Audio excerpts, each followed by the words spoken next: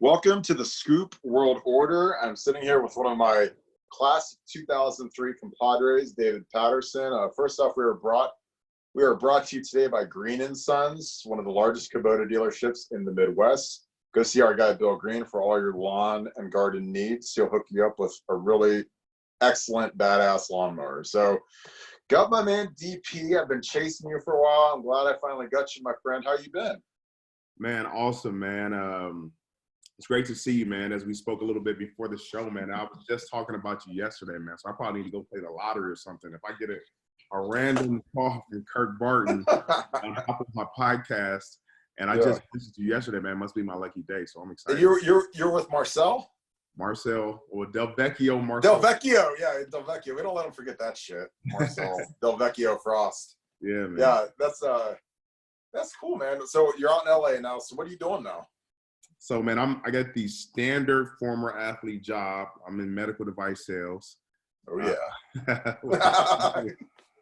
It's not insurance, baby. One or the other. Yeah. I was selling insurance. Now I'm doing medical. I was too, man. I feel you. But I like it, man. It's cool. I got control of my own schedule. I'm engaged. I got 3 kids now, man. I know you're doing your recruiting stuff. I guarantee you about maybe 12 years, 10 years from now, my boys will be popping up on your site, man. They're going to be some dogs. 5 stars. 5 stars. 5 stars. My daughter, she likes sports a little bit, but she's really into acting and stuff, man. So just supporting her in all her little plays and all that kind of stuff, man. Doing the dad thing, man. So it's cool. I got you. What age do you want your kids to start playing tackle football? Man, I'm really torn about that, man. It's a good one, ain't it? Man, it's so tough, man, because they played flag this year and it just didn't do it for me. My boys are huge for their, you're probably just like how you were, just like one of the biggest kids out there. Yeah. The flag stuff doesn't really showcase their skills. You know what I mean? Like, just, you know what I mean? They're like physical, they're rough, they're tough. I don't know, man. I don't know, man. I feel like the data on it isn't really strong enough for me to figure out either way. Mm-hmm. I don't know. That's a tough one, man. I would love to put him in now. Yeah.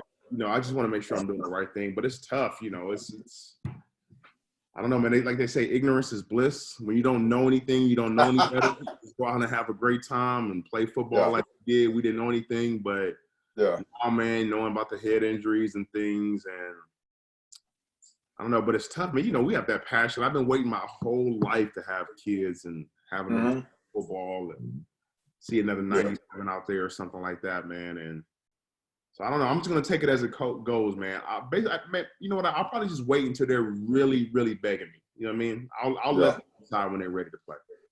Yeah, and I get that question a lot because I'm still in Columbus and I coached and all that. Like, when should my kids start playing? I'm like, I didn't play till I was 14. I was in 8th grade or 13, whatever you are. And it was weird because I was so far behind everybody, like technique wise and whatever, but I didn't have that cumulative trauma, that cumulative bunch of injuries that these kids suffer in like 5th, 6th, 7th, 8th grade, where they're getting banged on and their knees are getting screwed up and that kind of thing. So my old man, before he died, because your dad died when you were young, it's one of those things where he didn't want me to play till 9th grade. So I stuck out till 8th grade. And it's hard when you're the big kid because everyone's like, well, you're a puss because you don't play football, you play basketball. Like, why don't you play football? You're just a tall basketball soft kid. And but it was kind of in the plan to, just kind of defray the amount of wear and tear you have, because you get hit in the head every day.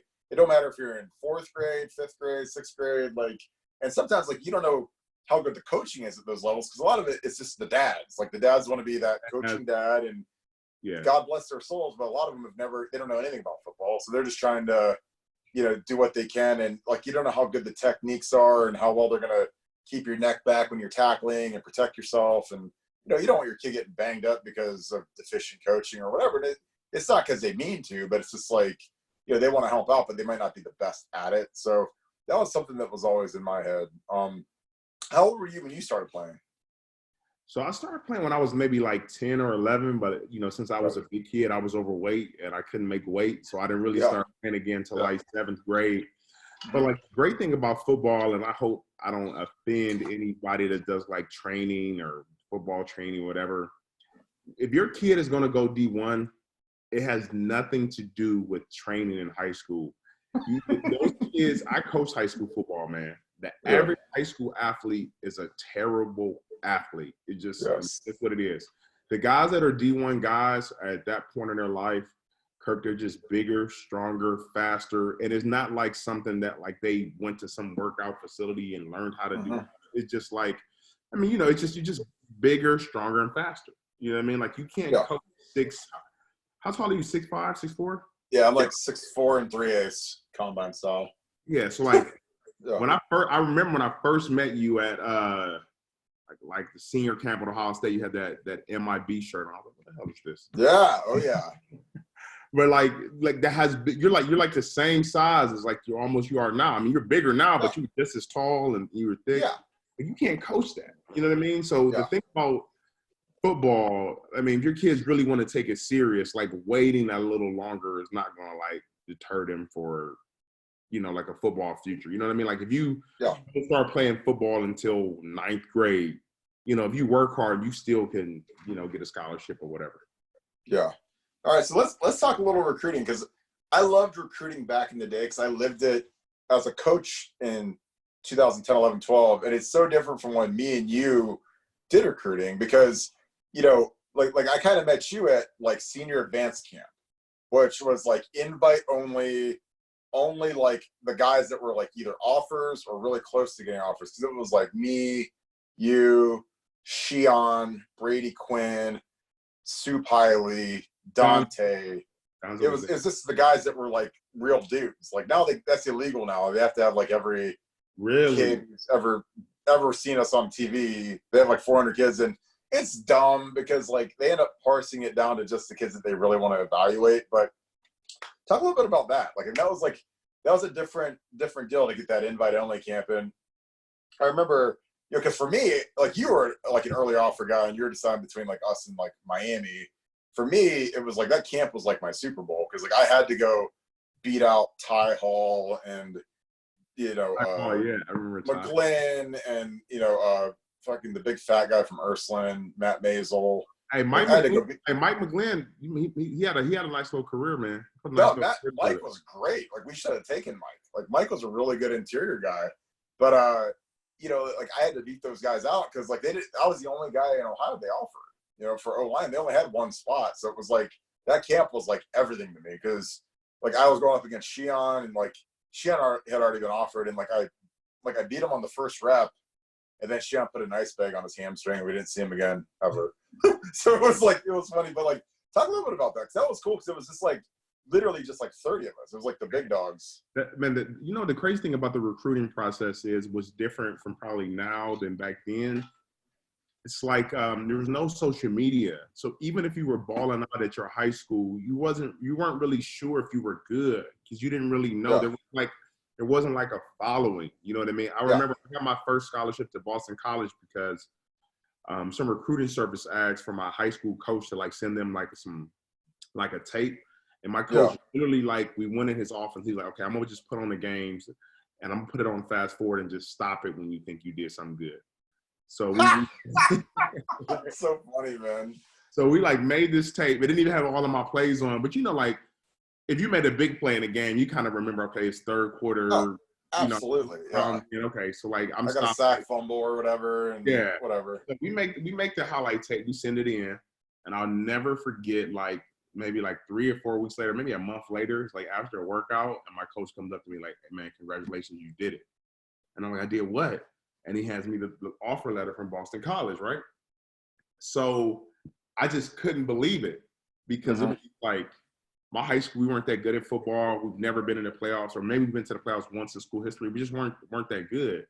Yeah. And then things just started coming. I mean, like I remember so then I just started getting like FedEx envelopes at my house every day with like a scholarship from some school or whatever. And I had never even talked to these guys. Yeah. I'll never forget the day that my high school coach comes and gets me out of class. I'm in like math or English or something. And he says, Dave, hey, why don't you come to the athletic director's office? Miami's on the phone for you. And I'm like, really? Oh, man, the Red Hawks? Man, okay, I know some guys that play there, right? So, and then the Red Hawks. That's what I'm thinking, like Miami, Ohio. And I pick up the phone, and the guy's like, somebody picks the I pick up the phone, and he's like, hey, Dave, this is Coach Larry Coker of the national champion Miami Hurricanes. We're calling to offer you a scholarship. I couldn't believe it. I just was like, so the recruit. Basically, what I'm saying is like the recruiting process hit me like really fast. I went from like not like hoping that I could maybe play college football or hoping that I could get a shot to like sending this video out and like getting all these offers. So you know what I mean? That's so great. The funny thing is, it kept me pretty like I was humble. Yeah. And I'm not saying guys today aren't, but it wasn't like freshman year or sophomore year people telling me that I'm like that dude or I got all these followers or anything. It was like I was genuinely happy and grateful for that opportunity because I didn't see it coming. But now I'm sure kids are like 8th grade, 9th grade, and posting videos and Huddle and all of that stuff. Yeah. So it's a little probably less. I don't know, man. You're more in touch with that stuff. Do you think it carries like a little less weight now? The guys aren't as happy if they get a call from Ryan Day, or do you think it still means a lot to those guys? Well, I think that a big part of it now with recruiting is the offer actually committable?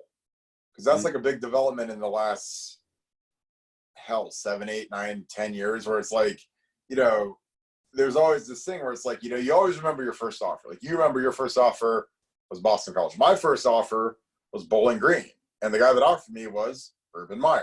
So like, I've always loved Urban Meyer because he, like when one guy offers you, then magically you get 20 offers. It's like Boston College offered you and all of a sudden it's like a FedEx envelope every day coming through, it's like, because like someone believed in you and they're like, all right, we're going to pull the trigger on this kid. And then, all the ACC schools like, well, Boston College or Big East or whatever, they're like, oh, well, they offered this kid, so we better look at this tape. And, oh, shit, we better offer him. And that's like one of those things where, now it's like kids get offered, like, coaches will offer a ham sandwich. So it's like always my joke because, like, they just want to make sure that they're in the mix, in case the kid – because now you have to go so early on kids. You got to offer these kids when they're freshmen or sophomores or else you're out of the boat. Like a quarterback – like with quarterback recruiting, if you don't offer by the start of their sophomore year, you're out. Like you're done. So, oh, dude, it's insane. And it's like, kids, how it is. Like imagine, like, I don't know how you were as a sophomore, but I was a JV guy as a sophomore. So it's like, like if it was like sophomore or bust, like then I'm playing it like Malone or Walsh. I'm not playing it like a real school. So it's like, no offense to them, but it's like, but when I turned school though, you probably would have been starting at my high school for sure. Yeah, but it's starting varsity freshman. But still, bro, it's just one of those things where how it is. It's like a lot of guys develop at different rates, and some guys have different. Like some guys physically mature earlier than others, and it's just one of those things. Like, and now it's like you got to offer kids so early, man. It's scary because you jump into bed with these kids, man, and they commit to you, and then all of a sudden they don't take that next like it's so much projection. It's almost like the NBA draft. Like they'll take a kid like Luka Doncic, who's a superstar, but a lot of it is projecting what they can be. That's why they take these like European kids over a 3 or 4 year college, basketball player because they're like, well, he's 18, he's going to be in Europe for 3 years, and then he'll develop and come over or whatever. That's kind of what it is like with college football recruiting, where you got to be really nails. And it's hard to project linemen, because like a sophomore who hits puberty early might dominate, but then he might flatline the rest of the way. Whereas, like a skill guy, and same with skill guys, like if a skill guy hits puberty early and he's physically just really good as a sophomore, but then he doesn't get taller, doesn't get faster, it's tough. I mean, it's like I don't envy college football coaches right now. That's why you see a lot of churning of the rosters. You see a lot of guys that get ran off after a year or two, or they gray shirt and then they never call them back, and or they pull their scholarships. I mean, you see that now because you go on a kid early and then all of a sudden he doesn't develop, and well, this kid turned into a 5-star and he wants to come, and this kid's still kind of just he'll never play here. So it's a different world than it was 20 years ago. It's much different. And that's why Darius Hiley is the GOAT. All right. Soup Is the GOAT because he was probably one of the best high school football players I ever saw. Well, I remember going to see him play against Shaker. They were both 10-0, and he was playing quarterback. He was playing receiver. He was playing running back. He was doing the punts. He was kicking off. He was doing kick returns. And and I'm not saying anything negative about Troy or Teddy or Dante. That whole Glenville pipeline, if you really think about it, how hard it is to go to Ohio State. Yeah. It's so hard. Yeah. But they were sending multiple guys, man. And every year. It all stemmed from they wanted this one guy. Yep. You get what I'm saying? Like Darius Hiley, that whole Glenville train started not from Dante, not from Pierre Woods, not from any of those guys. Glenville wasn't that good at football. Darius took him to the playoffs for like the first time in forever as a freshman starting quarterback. Yeah. Everybody started to come and see them, and that attention on that program created like multiple NFL players. You think about that, like how many guys in the NFL from Glenville, and it's like first rounders, Heisman Trophy, like elite of elite, like program, like the fact that Lloyd Carr screwed Pierre Woods made us like the pipeline was just entrenched to Ohio State every year. Well, and we still get like guys like Marshall Lattimore. Like we're still getting these guys that are Marshall's gonna be the highest paid corner in the league in a year. Well, think about that. I mean, Troy, and I don't know. I don't know. All I know is Troy did not have the numbers in high school. Like I think he was at St. Ed's as a junior. He was like sharing time. He only went 1 year at Glenville. Mm-hmm. I guarantee you, if people weren't going there to watch Soup, they may not have seen him. Yeah. You know what I mean? He may not have even got a shot. Well, and plus, if you're Tress and like Ted Sr. is like, hey, I'd really appreciate it if you would offer Troy. So like, Troy's like one of the last guys in the boat now too, and it's like really, you got to trust me on this one. You got to take Troy, and I'll get you Soup and Dante and Teddy and all that. And like Tress is like, screw it, whatever. It's like, Tress. I mean, Tress took all kinds of Glenville guys just because Ted Sr. like had that pipeline. He took like, guys that were like projects and guys that were okay. They weren't all Dantes that were like 5-star #1 guy in the world. Like, because Tress. I mean, Ted Sr. Like when I talk to Ted Sr., like the amount of love and respect he has for Tress is like out of this world. And it's like, so they had this trust where it's like, if Ted Sr. said this guy can play there, he can play there. Like Curtis and some of the guys that were project guys, they ended up being good players. Like they had that trust factor. Well, Ted Sr. was delivering more than Glenville. Ted Sr. helped like deliver me. Oh, for sure. I'll never forget when Mark Stoops called me, right? Because I had went to visit to Miami. Mark Stoops calls me like, hey, yeah, what's up, Dave? Yeah, I'm down here, man. I'm on the beach right now with your boy Louis Irizarry. I'm down here hanging out with Susan. It was a total different vibe, Kirk, than like the Trestle vibe. It was just like, oh my God, yeah. It was like a total different vibe than like the pastor or deacon vibe or whatever vibe. Oh, yeah. It's like, we got our training table is prime 112. Yeah. And then, like we have instead of having our night meetings at, our little like Coach Trestle like winner's manual meetings, we just go to Tootsie's afterwards. Great, like come through, boy. Like I mean, I got Lewis down here. He's got 75 Puerto Rican chicks like licking his arms and whatever. It's like, dude. I tell my mom like, so I'm hearing them and they're down there on the beach. They're having a great time. And the truth of the matter is, my recruiting visit to Miami was way better than Ohio State, but not just because it was Miami. The Miami guys were just way more down to earth and cool. When I went to Ohio State, I felt like the guys were trying to like act like they were in the NFL or like big time in me. Like some of the guys weren't really that cool. And I remember who hosted you? Brandon Mitchell. Really? Yeah, he wasn't cool. No, B. Mitch was cool, but I remember like when we went to like meet like just like the older guys, we went to a party. Like the guys that were playing, they weren't like, "Hey man, nice to meet." They were just kind of like, "What's up, man?" You're like, Will, D-Man. No, I would say even like I don't know. I can't remember who it was specifically. I just didn't. Man, you're lying to me because you have the best memory outside of me. I'm telling you, man, the best memory of anybody I've ever met. I just can't remember. I don't remember who it was exactly, but I just didn't feel like it was that welcoming. But the Miami guys were like cool. I remember I didn't have any like jeans to wear to whatever club they were going to take me to, and my host was Jonathan Vilma. And he takes me over to like one of their defensive line dudes' house, give me like some shorts or something like to wear to the club or whatever. They were just cool, or like some jeans. They were like just cool dudes. So I tell my mom one day, like, you know what, Mom, like I think I want to go to Miami. You know, I know I love Ohio State. I always wanted to go there. I think I want to go to Miami. Blah blah blah blah blah. And then my mom was cool with Coach Ginn. She must have called him. So I get like a call from Coach Ginn like an hour later. And just like telling me why like going to Miami is a bad decision and you shouldn't go there and Ohio State and this is where you need to be and whatever.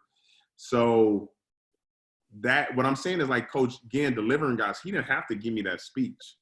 Yeah. He could have just been like, whatever, man. Well, whatever. He was like really trying to like look out for me. Yeah. And be like, this is probably like the best place for you, man. Don't fall for that BS. Like just like you said, like since my dad died, my mom she didn't know what was going on, man. She was just trying to do the best she could and like navigating that. And all these guys were trying to be nice to her and like Ron Zook and all those guys, so she didn't really understand. So if it wasn't for Coach Ginn like stepping in and being like like a dad, like a surrogate, like kind of giving you that fatherly advice, but he's not your dad. He's just saying, hey, your mom could come drive 2 hours down 71 and see you, or you can see her at Christmas. Like she can be at every game, and most of the Big Ten games, like Michigan and stuff, she can load the car up and drive up to Lansing and Ann Arbor and Penn State. And dude, because I'm in the same boat, like single parent, man.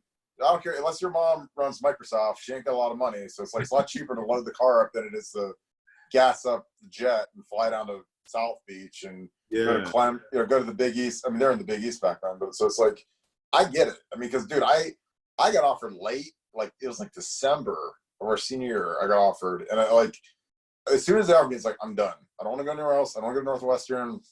I don't want to go to Stanford. All these schools that were on me, and I'm like, I don't want to go to Vanderbilt.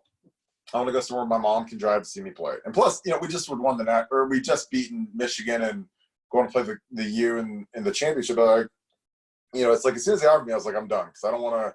I always want to play there. It's close. They're awesome. But I mean, I tell people it's a double-edged sword. Like the Ohio State offer is awesome, but if you go there and suck, that's what you're going to be known for the rest of your life. Like, I mean, you can't go back to Warrensville if you're the guy that's some bum that like never plays. Like, that used to be Dave Patterson. That used to be the guy that could have gone to the U, and he was like a backup on punt block and stuff. And how many guys like just fell by the wayside, man? That's one of the hardest things, man, because you would see guys like, oh my God, like the last 3 number 1 picks have all been transfers. I would see guys that be like, man, this dude is good enough to start somewhere, just not playing, that has no shot of playing. And that's the risk you take by going to a really big school, man, because if you go there and get behind a Ted, or you go there and get behind a Will Smith or whatever, it's a wrap for you, man.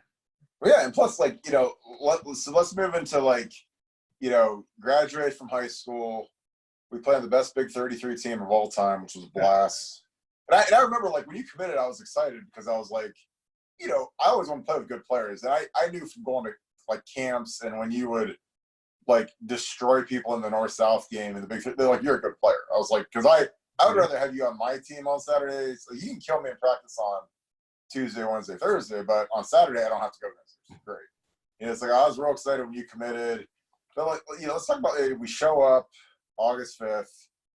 And it was funny, I was talking to Nate about this today, but we do the conditioning test. Of course, I had bowls, and I love bowls to death, but he didn't even tell me we had a conditioning test. I didn't even know we had a conditioning test. Did you know we had a conditioning test? No, man. I had no idea. I show up. Phil and I was talking about Lion and Can I tell a story? Can I tell a story on this podcast? Do it, bro. So I'm talking to Marcel yesterday, and I love Mop. You remember when Mop shit? I know where you're going. Good. So I think, for everybody listening, we had a guy, Brandon Moppin, great guy, love him. We're running the conditioning test. It's like 20 half gassers. Their time is like 30 seconds rest. It's hard. It's 20. hard. You have 20 seconds to make it if you're a big guy. So all you skinny guys, listen, you got 16. Medium guys are 18. Big guys are 20. And you have 30-second rest interval. So go ahead. Right. So we're running them, right, as a freshman. We've never done this kind of like, you run in high school, but it's not timed in like to the T like this. And we're hurting. We're tired. And Brandon Moppin gets to like number 15 or 16. No, it was 7. It was 7. He was at 7? Okay. I'll never forget. It was 7. It was 7 because, like, if you're at 15, then you can hold it. But you're at 7, and he says, I know what you're about to say. Go ahead. No, I remember that like yesterday. He was right by me. Coaches, his stomach's messing up. You got to go to the bathroom. And they're like, all right, that's okay. But if you go to the bathroom, you got to run them all over.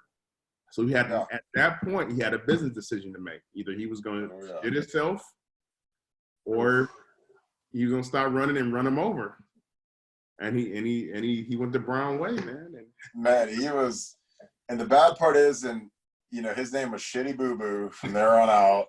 Because we're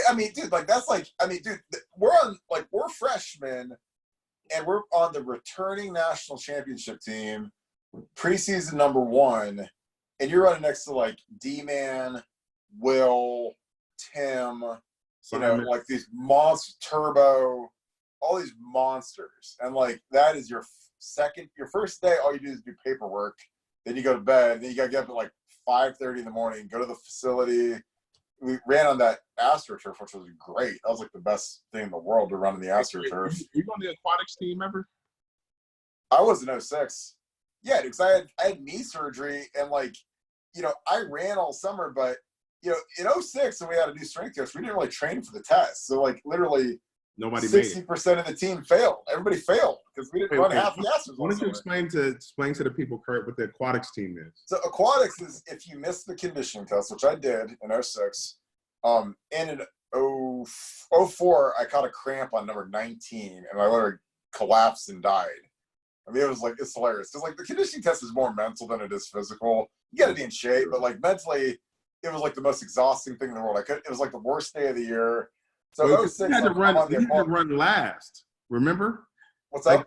Like we had to run last. So like the big guys run last. So you have to watch the skinny guys and you have to watch these guys. Yeah, and they're falling out just as much as the big guys because the skinny guys got to run a faster interval. Like I remember, like from our class, like I think Gonzo made it, but dude, Soup Hiley like died on like number 6. Soup, the greatest athlete in the history of the world, falls out on 6. Like he's like ready to get on the Greyhound and go back home. Like you remember when he did that in the North-South game? He got on the Greyhound. Like Gonzalez and Ryan Robinson were roasting him so bad that he literally booked a Greyhound ticket and left midweek. Soup Hiley. He took his cleats off and sat on the golf cart.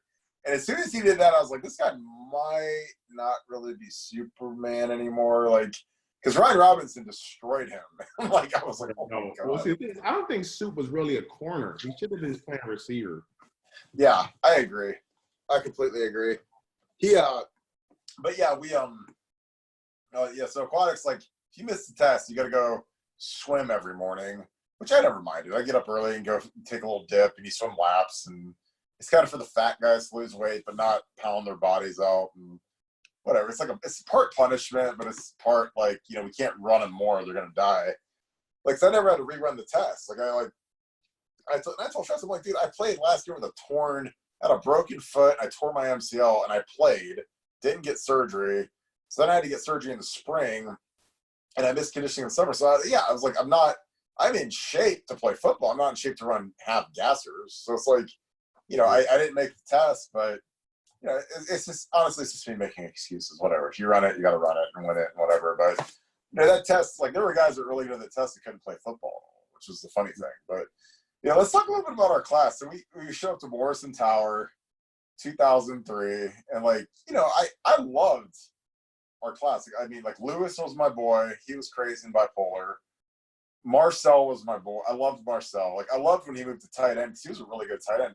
Marcel was like the best athlete, like maybe on the team. Like if we played softball, Marcel, he hit it. I'm telling my fiance this. Marcel was definitely an NFL guy. Oh my God, yes. Oh, dude, I went in the NFL against guys. I mean, Marcel, like physically as a defensive end was really good. He was a pain to block. That's how I judge a guy. Was he hard to block or not? Like Marcel was an NFL guy all day. And then he plays tight end in 05. He was good. He's physical. He's tough. Like, I loved Marcel. And then, like, we get there in 06, and he, like, fails a drug test right before the season starts, and he's gone. I'm like, ugh. He was running with a trash bag on because he was always kind of a little chubby. And, like, he was trying to lose weight, and then, like, the next day he's just gone. I'm like, oh, that sucked. I wonder, like, if our class had most of the more guys that were all the way through, how much better we would. Well, dude, I mean, by my last year, since you didn't redshirt, there was nobody left. Like, Gonzo went pro, Dante went pro, Ashton went pro. You were a 4-year senior. Like, I was like literally the last guy that signed that wasn't a walk-on. Because I had like Tyler Whaley, who's my boy. I love Tank. He has a scholarship grab at the end. But like in terms of 03 signing day class, like it was just me. You know, I mean, I was because Devin got hurt, and then Kirk Lukens got hurt. Devin got hurt. Kirk got hurt. You know, Reggie Smith, who I love, he flunked out after the first year. Darius was gone after the first year. Ira and Lewis got kicked out after they robbed the guy and they showed the Ford Pro GT with the big dent in the door. Dude, I mean, I was like, oh my God. Todd stuck around for like 15 years because he red-shirted, gray-shirted, purple-shirted. He played till like 08. I don't want to get off subject, man. I always just felt like Todd. I just felt so bad for Todd. I feel like Todd got a raw deal because Todd took you guys to the national championship. Uh-huh. And then the game against you, I think USC, Beanie didn't play, so he was just out there like naked with a bunch of new players. And then when they put what's his name?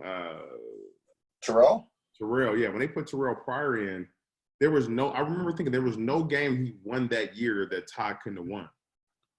Oh yeah, because after like SC was like an NFL team. They had like Clay Matthews and Cushing, and that was a monster of a team. And then like, you know, after Terrell got in, it was like OU, like just a bunch of turd burgers. So it's like, you know, he's gonna rip off every single game. You know, that was weird. Like I felt bad for Todd too. I'm trying to think who else was in our recruiting class. Sheon, Mop, your boys. You had to hold it down for the whole D line because all the other guys. I know. The truth of the matter is, man, that I would say that's probably what hurt us the most is losing Sheon and Mop. Because if you think about our defensive line, we were really thin after our senior year, my senior year, after the starting 4, and Joel Penton was a good like guy off the bench. But after that, we didn't really have anybody else. We couldn't really rotate, even in that Florida game. We just didn't have enough guys to really rotate anybody. Yeah, you had like 3 guys. It was you, Quinn, and Joel. Wilson was good, but he was really young. If Sheon and Mop had made it, our defensive line would have been really, really good, like 06 and 07. But because you know we didn't really have that many defensive guys. I mean, we had Ashton and Dante, but they both went to the league. But so out of our class, the guys that, you know, Kirk Lukens got hurt. But other than that, the guys that really could have helped us was the D-line. Because if you think about it, like, Sheon was a 5-star. Mott was probably like a 4-star, whatever. Like, they were highly recruited guys.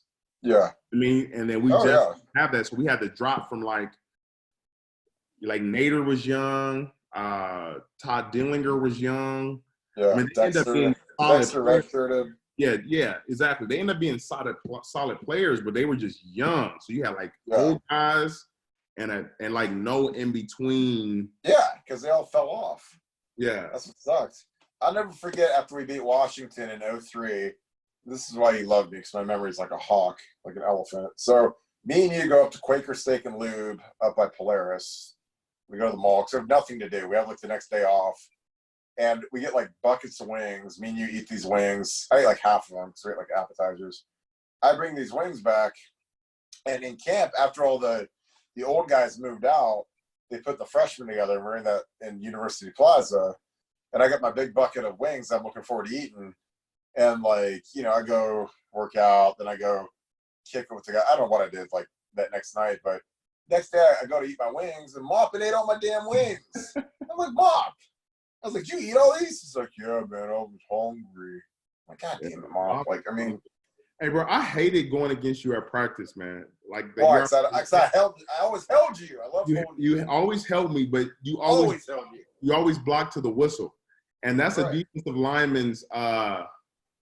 We just don't like guys that block to the whistle, because like if the ball is on the other side, like a lazy guy will just kind of just cut you off and let you go. I knew if I was going against you, I had to defeat the block.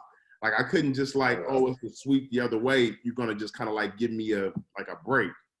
You were never gonna give me a break. Like, but I know I don't want to say any names, but there are other guys. If the ball was going away from them, they weren't really gonna like block me all out. So it was just really tiring going against a guy that's like no matter if the play's going the other way or if it's coming right at you or whatever, he's gonna block you to the whistle balls. I'm gonna hold you, and I'm gonna hold you until you're screaming at the ref, so mad, salty. And that's the thing about those guys at Iowa. Those Iowa offensive linemen, they aren't the most talented guys. But I remember like their effort, like Marshall Yonda. Oh yeah. They would just block you until to the whistle ball. They're just gonna keep blocking you, and it's like the hardest thing. And it annoys the shit out of you. It's just annoying. And it drains your energy. It drains your energy because it's just like it could be like a 3-step drop quick pass. They're gonna just block you down the field. Oh, absolutely. They don't care. And it's like, and that's why I hated going against you. Because like I said, I was excited when I got you in the class because I'm like, dude, like you would bull rush guys into infinity. And then they'd sit down and get all hunkered up and scared to death about the bull rush. And you spin. And like I said, you're the only guy that would spin. Like the first thing I would look for on game week when I like coming on Monday watch film is I would watch like 3rd and 5+, the pass rush reel, and I would see if the guy could spin to the end.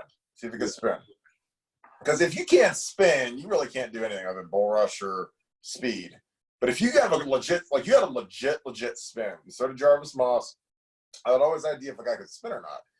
And your spin was so nasty. It was hilarious because guys, like I said, and then when they would they wait for the spin, you'd bull rush them into Jupiter. And like that was like kind of like your thing. Like, because you were by far our best pass rushing defensive tackle, like by far, like not even close. It's like, well, it's true. I mean, it's like I always said, like the guys, I was like shocked. Like you and Kudla were the hardest guys to block by far. Like I could never get a good double team on you. Like Joel, I could put into like Saturn. I would hit him, and like he would be standing next to the secondary coach because I hit him so hard. And Quinn was hard, but Quinn played nose a lot. But some of those guys, like Todd Dinglager was like he had no chance. Dexter was tough. You were impossible. Like I never got a good double team in like 4 years. Like never. I like that. For some reason I was always good at like getting skinny, but I always I love Coach Haycock. Mm-hmm. And the great thing about our defense was like it was more about like doing your job. And so I don't know if we really showcased my skills. And sometimes I think like I would have loved to play under like Larry Johnson. Yeah. Oh God. Yeah. Against because Larry Johnson's whole thing is get up the field and disrupt. Yeah. I remember that because I went to Penn State like for football camp, and they make you do like O-line and D-line, and I went there, and it was just like our whole thing on the D-line is we don't care what the offense is, we're getting upfield and we're disrupting. We don't care. And it's like when you're a 3 technique, that is like the greatest philosophy in the universe. Is like we are getting off the rock, and then we'll figure it out later. Like we're gonna get off the rock, get our steps, go upfield, and then we'll figure out if it's a run or pass. But like we're coming off the rock. We're not reading. We're not reacting. Like like there's nothing that a talented pass rusher hates more than to read and react. Like it's like I want to get up the field, play 3 technique, get me on the outside shoulder, and go there. That's all LJ teaches, and I I love Larry Johnson. Like I tell him that when I see him at the Woody, I'm like, dude, when I went against your guys, those guys, it's like Iowa's O-line. Like they always play hard. Their fundamentals are always on point. They have the best field goal block. Like we were talking about the 05 Penn State game earlier. They blew my knee out on field goal block. Some guys on field goal block, they take that as like a play off. You know, it's like shoot. It's like the guy who's like standing on the lane during a free throw, like they take like a play off. But dude, like this guy's always brought the wood. And I told him, I was like, that's a compliment. Like, that's the compliment I give you is that your guys are always on point. You know, like you would have thrived in that system. Oh my God. Tell me about. I never forget like when I was at the Senior Bowl and Monty Kiffin was the coordinator because he was with Tampa at the time, and I remember saying like first day he was like we never play the run. He was like we just rush the passer every play and react to the run. Like if it's a run play, but the thing about it is at Ohio State I understand our philosophy. That's why all of our linebackers were always balling, and I'm not saying they like didn't do great. Like none of our linebackers really achieved the kind of success in the league that they achieved at Ohio State because it was all like keeping them clean. Yeah. Like, I never really remember, and I'm sure AJ did, but AJ wasn't ever really having to fight off a lot of blocks or Laurinaitis. They never really had to fight off a lot of blocks because our whole thing was like, don't let anybody get up to the backers. Like if you, I remember Bowles would say that like the way that they would coach you guys is like you guys are like the offensive line for the linebackers. Like you block the offensive line and keep them clean, and they're like the Beanie Wellses and the Pittmans, and they go make the plays. Like your guys' job was to block us, and our job was to block you, which is weird when you hear that out loud. But like that was like because they said the same coaching meetings and clinics and. Coach Haycock, how do you coach your D-line? It's like, well, we coach David to take up, if they run power, he's got to create the pile and grab Kirk and TJ to make sure the linebacker is free and whatever. It's like, so I get it because you're right. Like, I mean, I love AJ and James and all those guys. They're all going to be on the show, but it's like, they're all Big Ten, Lombardi, Nagurski winners, whatever, but they didn't have that in the league. I mean, they were great players, they had great careers, but it's like all of a sudden, like, when you got a guy who's like, well, we're going to pass rush. And all of a sudden you got all these big guys coming up on you and get a hold of you. It's a whole different world than when you've got guys like basically bulldozing for you in front. Then you get to, get free and make the plays. Wait, and this is another thing, man. And I'm not trying to sound like anybody's watching this. I don't want to sound like bougie. But weren't you surprised about like how bad other teams like would actually be? You know what I mean by that? Like, we would watch guys on film, and like Michigan State, they would put a lot of points. When we would get against their offensive line on film, and they would be, on the game, they would be so bad. Oh, dude, it's so crazy. hard to find a good offensive lineman. Some of these guys be big, are like really big, but it's very rare that you find a big guy with good feet that can play low. For the most and they have to play hard. And they got to play hard too, because that's the biggest key. Is like a lot of sacks and negative plays are just effort. It's like you strain for that extra second and a half after you beat a guy, and then you get there, and if the guy steps around or whatever, then you go for that extra second and a half, and you're the guy that gets home. A lot of it's just effort too. Yeah, and I think that's what helped us because other than like even Jake Long, I got a sack on him. I don't really think he was that good he just was really big, but I don't remember like playing against a lot of offensive linemen on another team that I felt was like harder than we went against at practice. There was no interior lineman that was better than Nick Mangold that I know. Nick was a monster. Like monster. He was like to the point where like if I did one-on-one pass rush with him, I might. You try to bull rush him. One time, I remember Kirk, I'll never look at bowl practice. I don't know if I had like 8 Wheaties that morning or like whatever was going on. I remember like I beat Nick 2 times in a row. It just stuck out in my head because I had never beat him twice in a row, like twice in a week. Like that's how good he was. He must have been like drinking the night before or something. He was chilling. And this is the thing about Nick is he was so good. That with the time you will like say you beat we always do 2 reps. If you looked up and beat Nick on the second rep, he would always call you back up. To go again. And then you just knew like He's gonna fold you up. Yeah. Yeah. But Nick was the funniest. He's like Caesar the dog whisperer. He'd hit you that shh. Like when you go to bull rush him, he'd be like this, like laying on the ground. It was like, if you try to bull, and Nick wasn't really that strong. No, but that's the funny thing is he benched like 225 like 20 times or 23 times or whatever. It's like, but his legs were ridiculous. He was a wrestler. He was like a 650 squat guy, and his technique was just ridiculous. It was really like judo. Like if you try to bull rush him, use your momentum against you and just like make you fall down. Yeah, he like right on the ground. Like I mean, he tried to teach me that, and I tried to do it, but I was like, I can't do it like you do. Out of tackle is hard. It's like you're in space, and guys will bull rush you a little bit at tackle, but at like nose guard, when you're going like a nose guard or a one technique, you're gonna get bull rushed a lot. Like that's kind of like pretty much all you can do when you've got a guard next to you. But Nick was. I would say he's the best over my 4 years there. I would say as far as pound for pound, I think was the best player we had on the team. Dude, he was best. I've never really seen him other than like maybe against Minnesota one year, like Anthony Montgomery got a couple off on him, but I've never really seen anybody getting busy on Nick like that. What about you? You're in those film roles.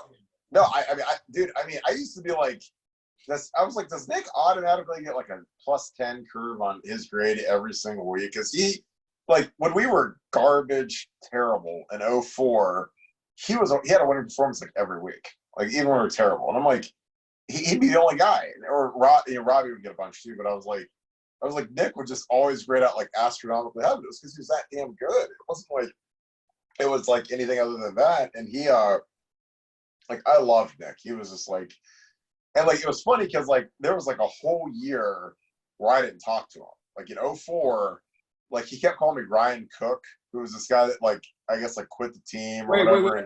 Wait. Back up. Yeah. I'm going to cut you off. This is how I started getting – I forgot to – all right. This is how I started getting recruited by Ohio State. Yeah. Ryan Cook was at Ohio State camp my sophomore year. He was a senior. Yeah. He had big ears, and he was really tall, and everybody like 6'7", yeah. Everybody was calling this kid All-American. You can ask Ty the story. I'm sure he remembers. No. So, I knew Coach Fickle. He's coaching at the camp, Kirk, right? Because this is when Coach Fickle's at Akron still, right? Yeah. So I know Coach Fickle because I had a boy from my high school. One of my boys, he went to Akron. So I'm talking to Coach Fickle at the camp. It's my sophomore year, and I think this is how I got on their radar. You know, the last day of camp, they split you up into your age group and you do one-on-ones, right? Yeah, oh yeah. So Coach Fickle, we're splitting up, the seniors, whatever, and I'm a sophomore, and Coach Fickle says, hey, man, no, you stay here. And with the seniors, right? With the seniors, but he was joking. He's joking with me. Yeah. And I'm like, oh, no, I'll stay here. Okay, all right, you trying to test me? I'll stay here. So then Ryan Cook is just like dogging cats, right? Yeah.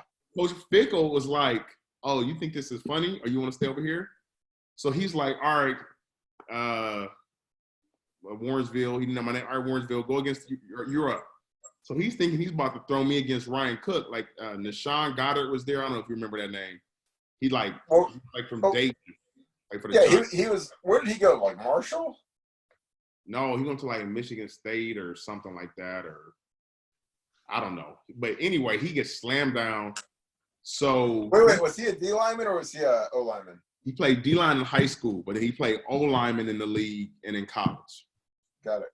So Coach Fickle throws me in there and he thinks like, oh, I'm about to get a laugh real quick. I dogged this cat, Kirk. And spin move? I don't think I knew to spin there, but whatever I did, I beat him. He went to South Carolina. South Carolina. So I had to look that up. It would have killed me otherwise. Yeah, so he's like, all right, well, that must be a fluke. All right, go again. And I beat him again. And I think that was like going into my junior year or one of the years. I think that's what kind of like got me on Ohio State's like radar. Because after that, I started to see myself get like ranked on whatever the little recruiting things. Ohio Preps and Ohio Future Stars and all that. Yeah, from that. So that's just funny. I hadn't heard that name in 20 years, but all right, I don't even. What's funny is what got me on Ohio State's recruiting radar was the same thing. I was a D lineman and I thought I was gonna be the next Howie Long, and I was going against guys in one-on-one pass rush, and I literally didn't lose a rep the entire camp. Like nobody ever beat me, and they kept moving me up, and I was a junior, and I just like nobody could beat me in that. Like I would literally make guys go like left side, take a step, like do the hump move like Reggie White. Like no one could stop it. It was hilarious. And like so they thought I was gonna be like Haycock was recruiting me as like, you know, like Joey Bosa or something. And obviously I didn't have nearly the twitch or the ability to play D line at Ohio State. But like that's what got me on the radar, was playing D line at camp. And then all of a sudden I got invites my whole junior year and was on the radar. And like our defense in high school, like I wasn't really that good, but we also were like a 3-4 team. So it was like I was playing DN, but my job is to like keep the linebackers clean, like hold the guys up, like get up the field. You played tight end on offense, right? I did like my senior year, but my junior year I played D line only, and I played and I rotated. I played like 1.5 ways. I would play every other series at tight end, but every series at D tackle, which is essentially like defensive end in a 3-4. And like I just would like hold guys up. So it's like I had no numbers. Like I was like, my job was to keep guys from getting the linebackers, and it's just not really that impressive. And I Robinson wasn't very good. So what's the other offensive lineman that was at the Big 33? Your boy Slates. Slates, yeah. Yes. Yeah, your boy Slates, man. He's coaching at Perry. He'll probably be the next head coach at Perry. Man, that my coach is still there. Hilarious, man. I can remember he had me laughing every day at practice, man. Yeah. Slate's a monster. Slates hit puberty when he was about 8 years old. He was growing a mustache. I mean, I met him in 7th grade when I moved up here after my dad died. And he had a full mustache, 7th grade. I still can't grow a mustache. Wow. 7th grade. He was 6'3", like 280 in like 8th grade. Like in football, he was just like a phenom. I mean, he was so damn big and so fast and coordinated and stuff. It was crazy. Do you remember Mike Daniels? Yeah, from Brookhaven? No, he's from like Cincinnati, like Princeton. I remember. Yeah, he had cornrows. Yeah. He's like, it made me think of him because he's the head coach of this high school now. Is he really? Yeah, he's the head coach. I love, like, people don't realize how fun the Big 33 used to be, but I was like, that was a blast. And we ran no huddle spread for like the first time in history. Like nobody had ever seen that before. Yeah, hey, Coach Mark was great, man. He was we had a great time. Do you remember when we it was like the PA team, they were like practicing real hard and it was the best ever. Go ahead, tell the story, Dave. To the pool, and then like we like walked past their practice with our towels and swimming stuff to go to the pool. You remember? Yeah. That? So what happened was Coach Mark was like, if you guys go hard in the morning, then I will give you, like, cause we were supposed to have a 2-a-day, like full pads, 2 days, whatever. If you guys go really hard this morning, I will give you the afternoon off, and we're gonna go to the pool. And like we were like murdering each other. It was like, because I mean, like our ends were awesome. We had like Ray and we had Crable at defensive end. So we had like a 5-2 defense. Man, I forgot. So we had like we had some dudes. We had some dudes. Oh yeah, dude. Our 3 inside guys were you, Moppin, and Keelan. And then we had Ray and Crable on the edges, which are 2 Big Ten NFL guys. It's like, you know, and then I remember looking at the program the night before the game, and I was looking, and I'm like, God, like their guys are all going to like Kent State and like Mac schools. And I'm like, we've got like Purdue, Michigan on the ends, you and Mop at Ohio State, Keelan, who could have played at Ohio State, was a West Virginia guy. I was like, and I'm looking at them, and they're like, you know, Kent State, you know, like Mercyhurst. I'm like, oh my God. Joel Holler. We had another guy, he was like a small white guy, but he had like led the state in sacks. Cavetti, yeah. Cavetti, or whatever. I mean, he went to Cincinnati, but he like had like 37 sacks at Elder or whatever. You know, because I don't know what they're doing, but he had like 25 sacks or whatever senior year. But like, and I remember they had a defensive net, like the Pennsylvania team had a left tackle named Joel Holler, who weighed like 400 pounds. And like, I'll never forget that guy because Ohio State offered that guy before me, which always pissed me off. And then like we get out there on like the first drive, and like Ray Edwards runs past him like he's not even out of stance, like, and just murders the quarterback. I'm like, oh my God, this is gonna be amazing. Because I mean, the guy was so fat he couldn't even move, and I'm like, this is gonna be great. And then you know we're running like our little no huddle thing, and you know we had like Lewis was playing receiver, and Gonzo and Devin, and having Ben Mock as our quarterback when his dad's the coach was like almost not even fair because we have like we're a no huddle spread team and we've got the dad and the quarterback who they already know the offense cold. Like it literally like wasn't even fair. And we got voted the best Big 33 team of all time like 3 or 4 years ago. We got voted that all time. I didn't know that. Because they were like 38-7. Well, because now it's like they don't really even have the game or they play like Maryland. Like it's not Ohio State, Pennsylvania anymore. Which sucks because that weekend was a blast. Like we had a good time. Like Reggie, we had Reggie too. Reggie was playing D-end. Reggie Smith, like I never understood why it worked out for him. I never understand why Ray Edwards went to Purdue. I never understood that either because I remember it was like us, Purdue, and like Tennessee, and he went to Purdue and like Ray was a really good player. He was weird. He was really good, and I was like, what made you want to go to Purdue of all places? Like, there were some guys like our class could have been unbelievable. Like if we would have got like Prescott, Crable, Ray, but those guys all went elsewhere, and it was just kind of stupid on their part, But damn, dude, I'm trying to think where we should go next. It's like I'm trying to go through it like season by season because like with Nate, I went like through 04, like 03 we didn't really play, 04 we started, we were boo boo.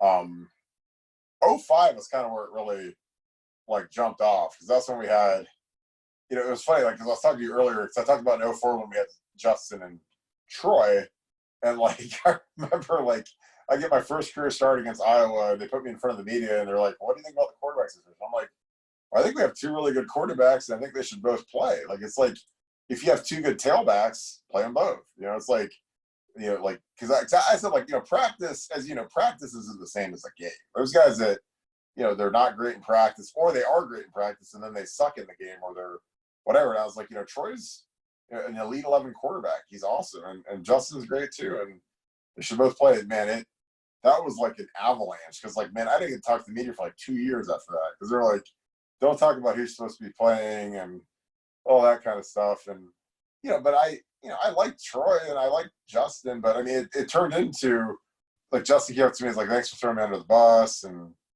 I talked to Troy, and Troy thought I was crazy for saying that and whatever, but I kind of knew what I was talking about. But talk about that a little bit, like kind of the quarterback thing in 04. That was like something where I don't feel like it was like an open divide in the locker room, but everyone had kind of their stance. It was like one of those things where we were terrible on offense, and once we put certain guys in, we all of a sudden catapulted up and became pretty good. Well, for some reason, it was the weirdest thing. Troy and I were always roommates for some reason. So how they were roommate with an offensive guy and a defensive guy, and like our roommate we picked for us. For some reason, Troy and I were always roommates, and I'll never forget one day I was asking Troy, like, hey, would you ever transfer?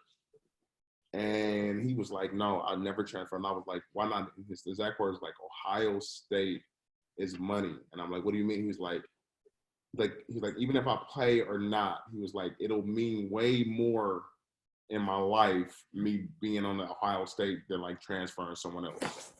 They go to Pitt or Boston College. Yeah, my career after this, I'll have so much more opportunities no matter what. And I was like, man, wow. I was like, that's a very mature way to like look at it. Because at that age, all I was thinking about, I just want to play.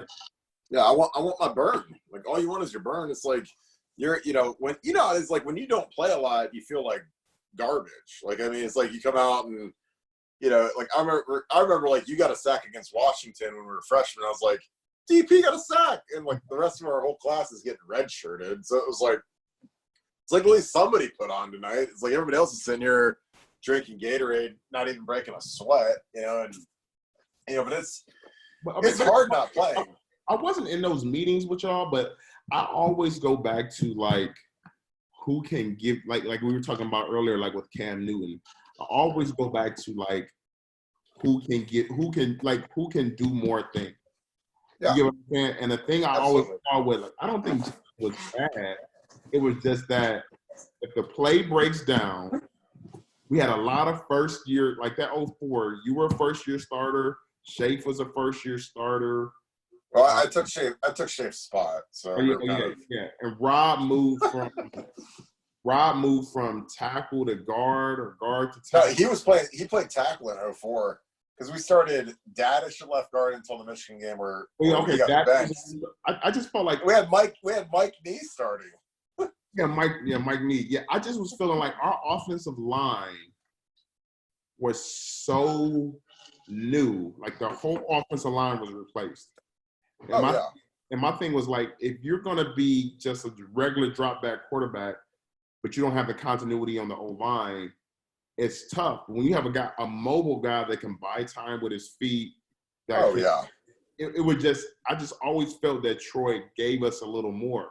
And the thing is, because like you said, during the games that we won, I feel like Justin played well. I didn't really know, because I didn't really get to see, like, we didn't watch you guys' film, but I just always thought, like, if a guy can give you that one extra thing, and that's what it proved to be, because I don't think, like, Troy was just throwing the football around like Tom Brady or anything. Troy was, like, making plays, buying time, scrambling out. Those scramble plays in big games, like the '04 Michigan game, oh my God.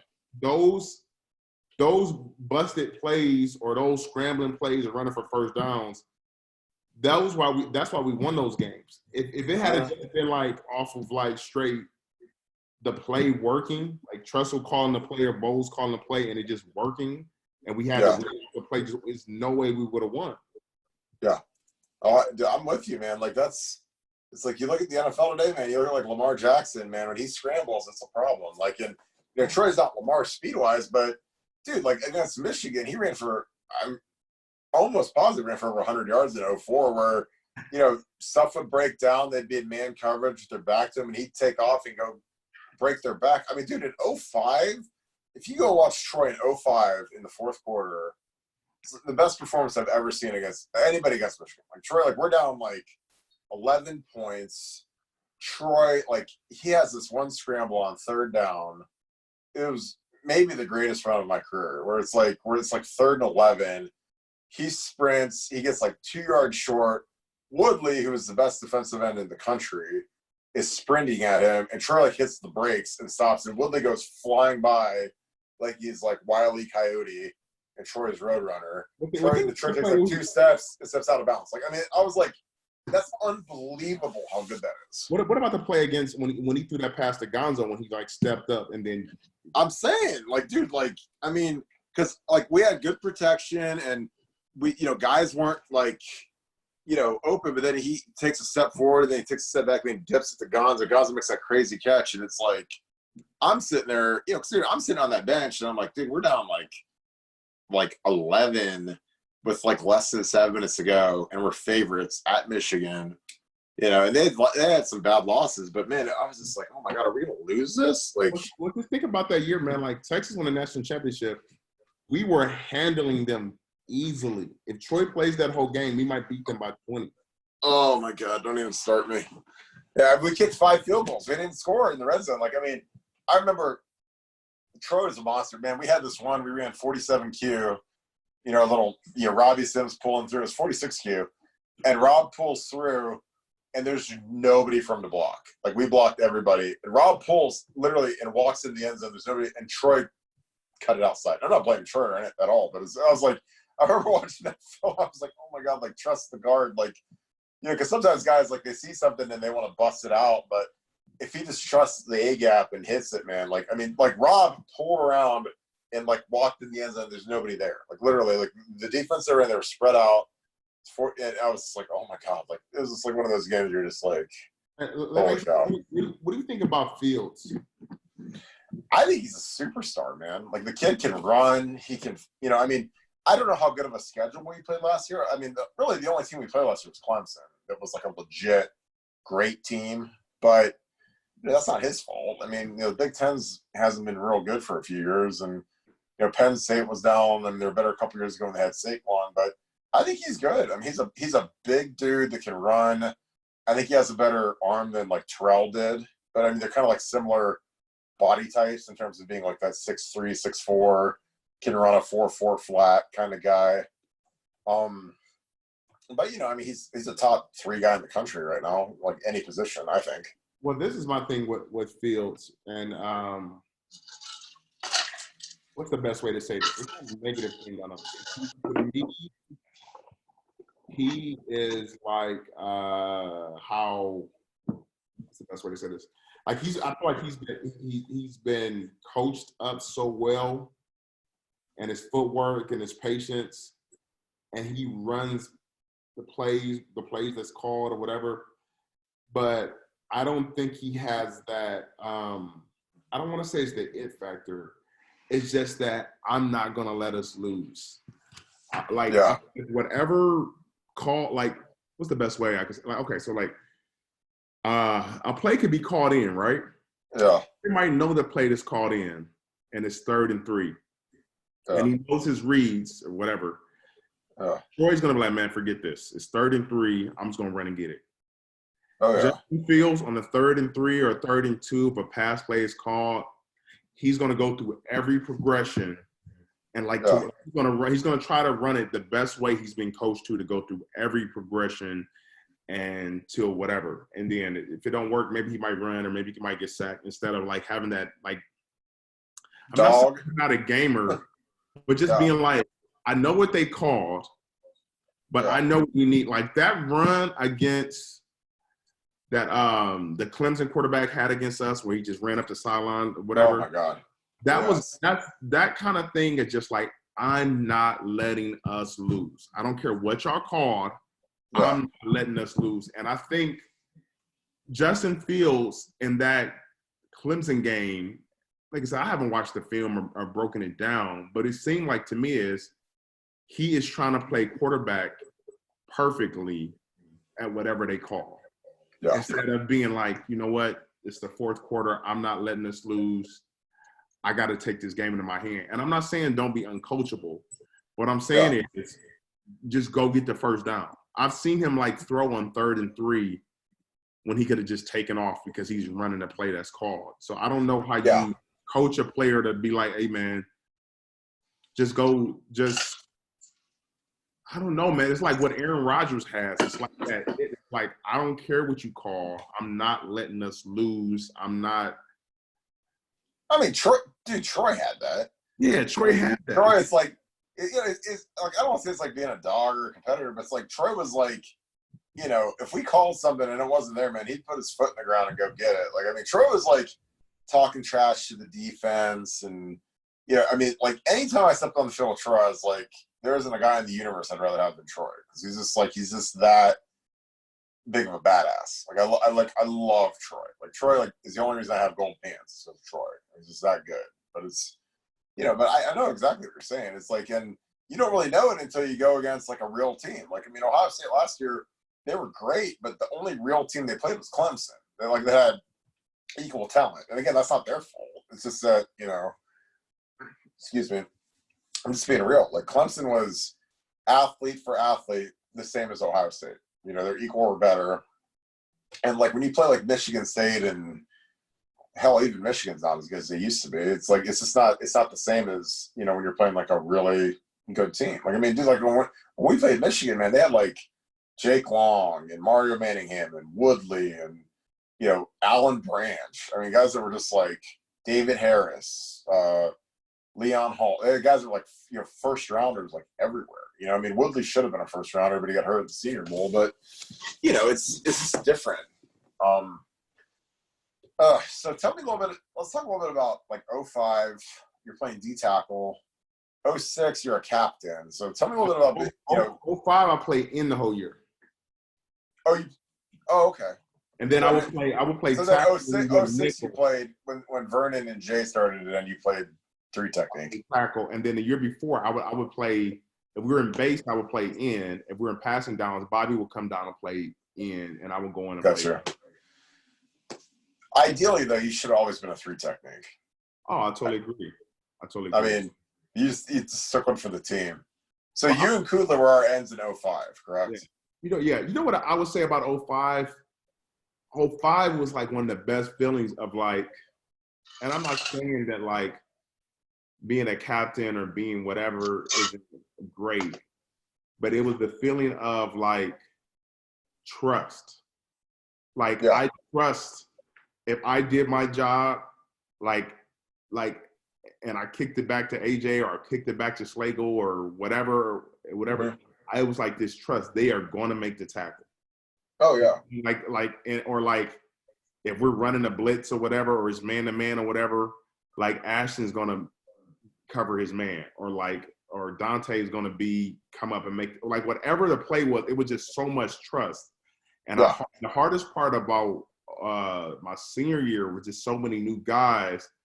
It was like a lot of pressure on the guys up front, but I didn't have that trust behind me with like Marcus Freeman and Laurinaitis and Larry and whoever, because they were just young. It was their first time starting, and they all end up becoming great players.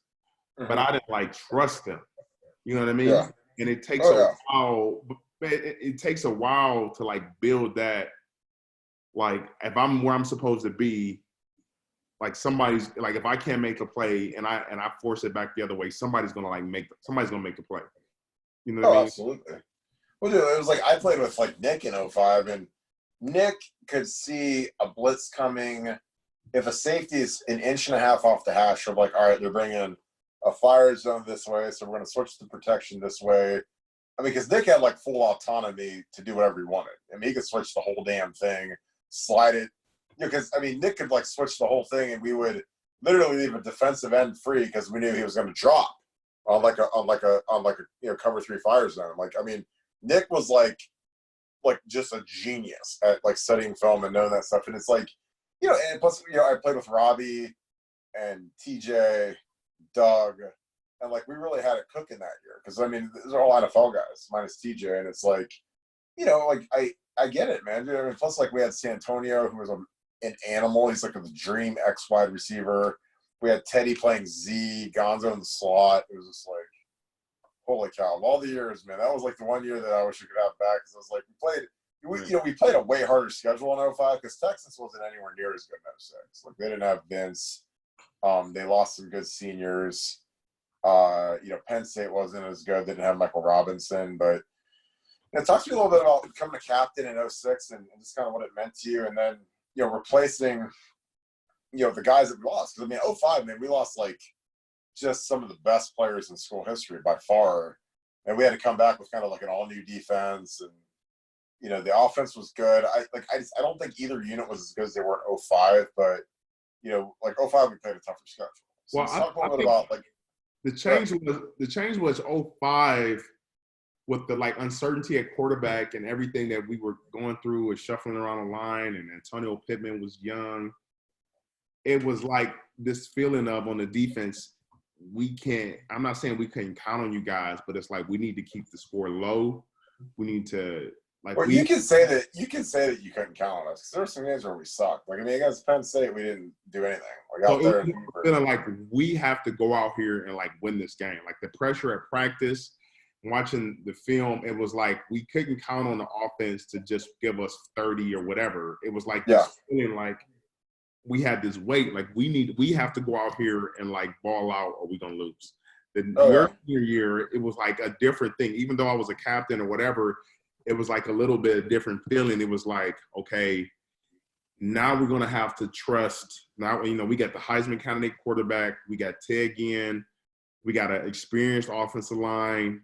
We got Beanie.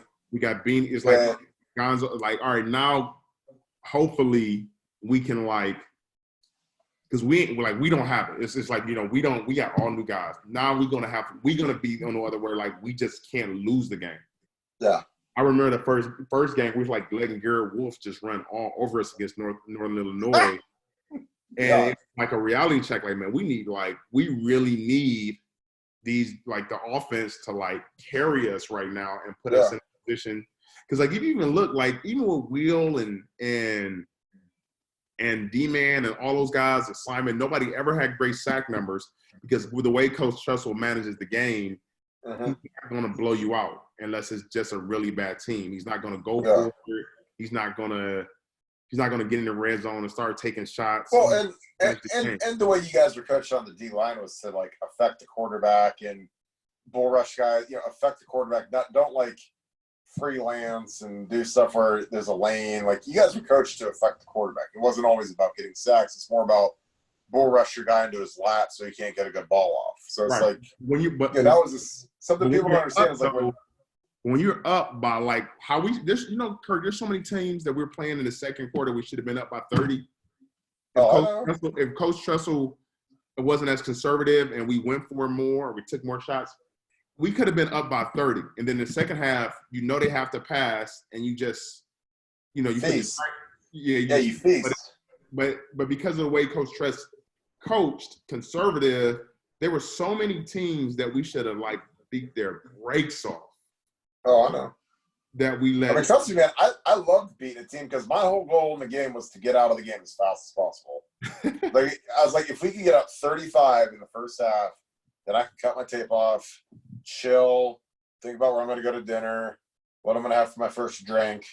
Like, that was my goal. Like, let everybody play. Let the last walk on get in the game, feel good. Like, that was my goal every week. It's like, I just want to beat a team so bad that I get to get out of the game early.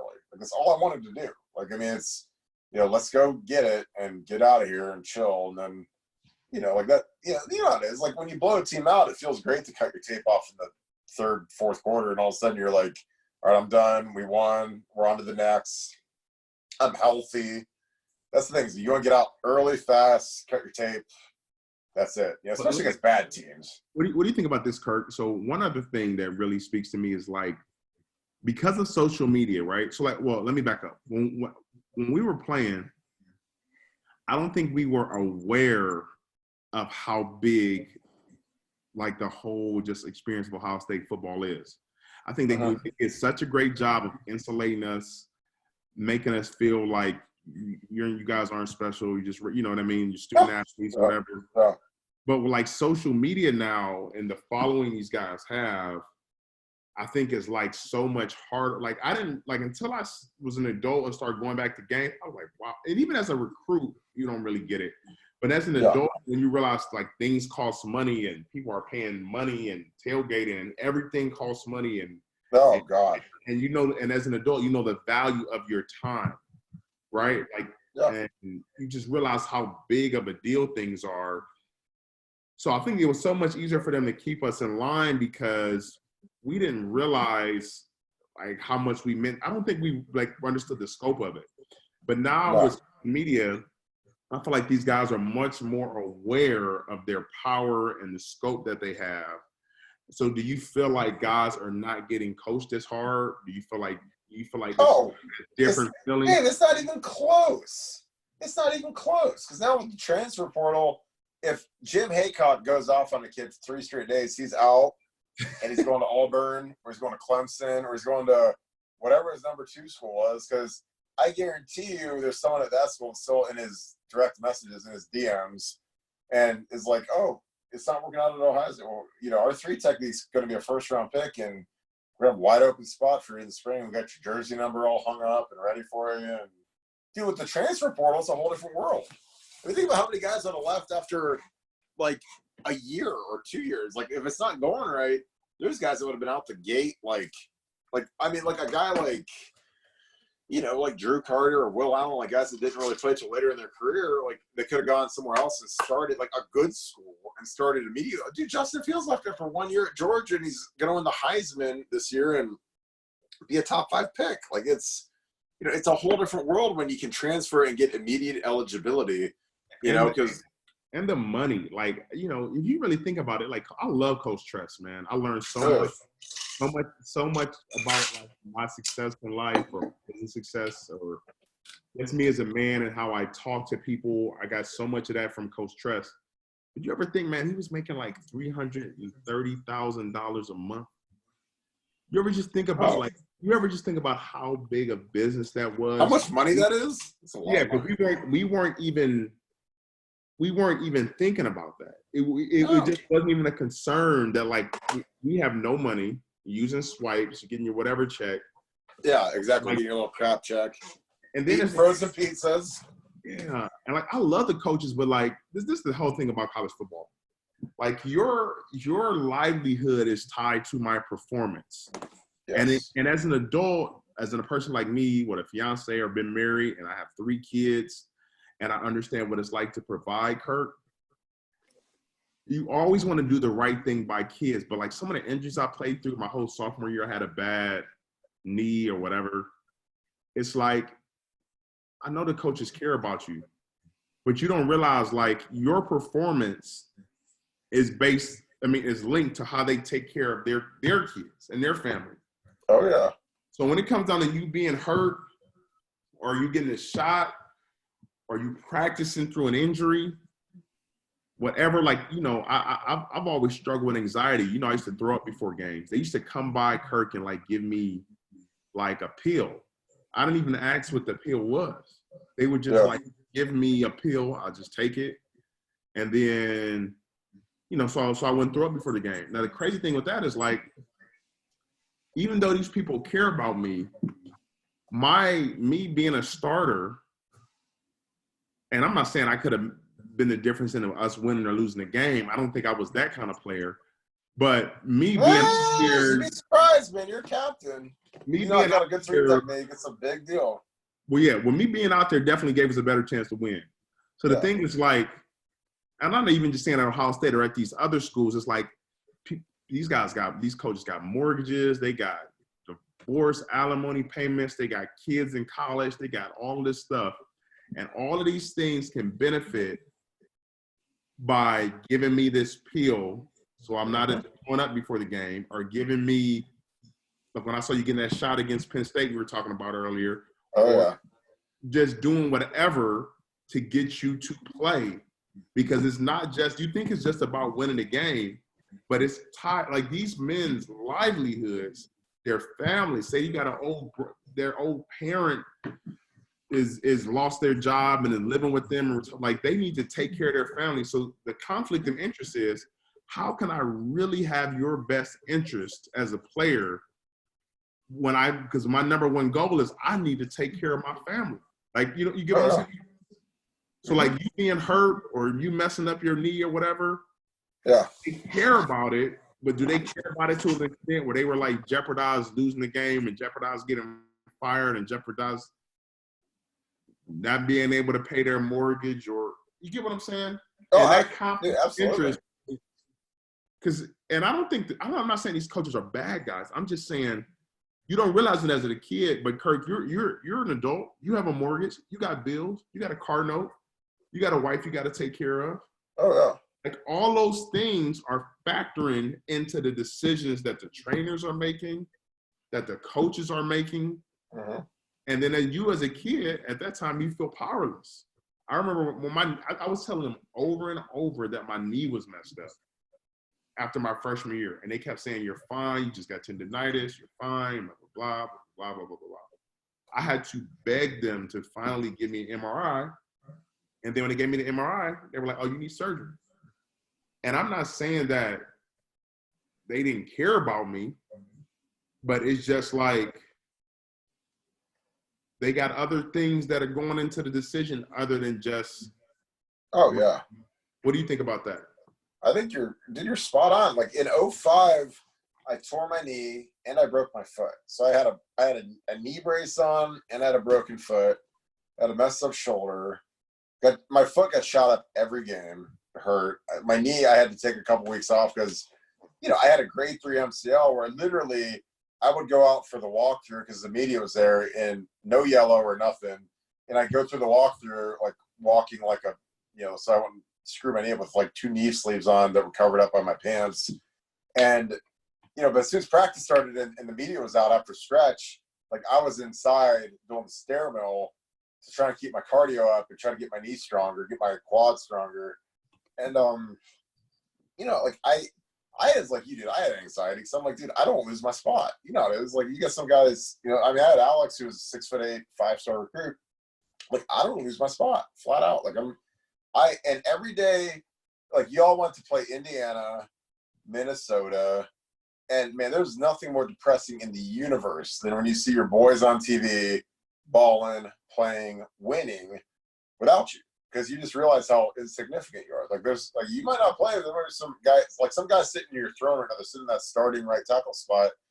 And dude, like I'm like I am going to move every ounce of energy, heaven and earth, to start. Like, I want to get back. Like 3 weeks, I'm working like crazy on the stair mill every day. Stair mill is great because I want to keep my cardio up, keep my weight down, and keep my knees strong. So like the stair mill is the perfect thing for a knee injury. And like I couldn't wait to get back. So like we played Illinois, and they gave me like 10 plays. Then we played Northwestern, played like 25 plays. I'll never forget. It was like the day before my birthday. We played Northwestern, and my mom, who I love to death, and is sitting downstairs right now. She's like, "Hey, I'm gonna spend the night at the Foster night before. I'm gonna bring you a birthday cake." And she calls Bowles and is like, "Is it okay if I bring Kirk a birthday?" And I'm like, "Mom, don't call me coach. Like it's like football. Like I mean, I don't want cake. Like I'm ready to go eat somebody's soul. Like I don't want cake. This is not in my mentality." And I remember we go to the walkthrough, like the Friday we're all in like whatever, like our shorts, and we do a little walkthrough or whatever. Bowles comes up to me and tells me that I'm not going to start. Alex is going to start, but he's like, "You're going to get 25 plays. You're going to start." And I was ready to like throw the bleachers through the roof. I was so pissed off because I was like, it's just like I was like, I don't want to, like I don't like being a backup. Like I just don't. Like I mean, I don't like having to stay loose and stay warm on the sideline. Like I want to know I'm going in the first play, and I want to get out of that game as fast. Like I want to go score 80 points and be done in the second quarter. That's like my goal every week. And it's like I was so mad. And then like Michigan, I started and played the whole game, but it's just like one of those things where, dude, like I get it. Like and I always factored that into the fact that when I would shoot myself up, deep down, I just wanted to make sure that like at the end of the day, when you're cashed out and you're done playing, is Jim Haycock going to say David Patterson was a bad take, or was he a good take? Because I mean, there's some guys like there are guys in our class like they were not a good take, they were a bad take, and it's just one of those things where we you don't want to be that guy that was a bad take. You don't want to be that guy that was, "Oh, we should have taken this guy. We should have taken," like I'll never forget when you were talking about NC State and Jay was sitting there. And Haycock puts like the laser on Mario Williams. Like, "That's the guy we wanted, Jay, but instead we got you." I was like, "I want Haycock." He said that, man. Savage. But I mean, Mario was the first overall pick. I mean, he's 6'9", 290. But dude, I get it, man. Because I always, when I used to get shot up before games, I played no foul with a broken foot, and I would get shot up, and I was just like, you know what, like F it. I was like, I can't leave Nick Mangold hanging. I can't leave AJ Hawk hanging. Like these guys are seniors that need me for Michigan. Like, I mean, they put that needle in me, man. And that was like injecting napalm into my foot. It hurt so bad. See, Kirk, but it's not just they need you. It's like a starting right tackle can swing a game because a sack forced fumble can lose the game. Oh, I know. And the thing about it is, it's not just them tied to you. It's like it's millions of dollars for the city of Columbus tied to Kirk Barton starting. Because if Kirk Barton doesn't start and they lose a game, now we can't win a big championship. Penn State in 05, man, like Tom Bahali like hit Troy and he did a somersault and we lost 17-10. And it's like I'm sitting there in a sweatsuit just so pissed off because I can't play. And I was like, shoot my knee up. They wouldn't do it. And because like literally, like if I would have tried to play with that, my whole knee would have blown out. So it had no stabilization because my MCL was gone. And literally my knee was slipping out. So if I go to stop him on a bull rush and my knee slips out of socket, then everything else is going to tear. It's like, you need all those ligaments to keep your thing in place.